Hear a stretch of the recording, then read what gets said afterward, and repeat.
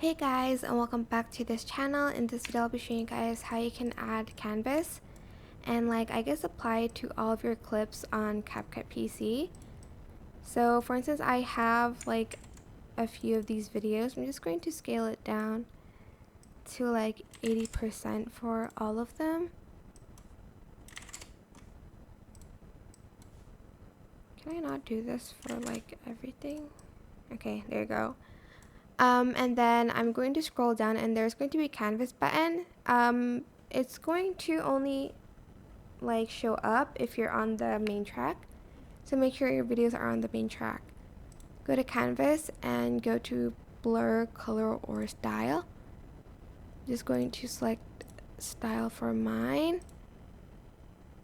And I am going to add this one for instance.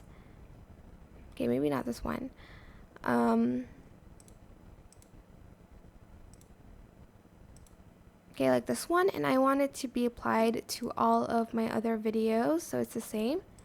So select the canvas here, select the first video, and simply select apply to all, and it's going to be applied to all of your clips, as you can see.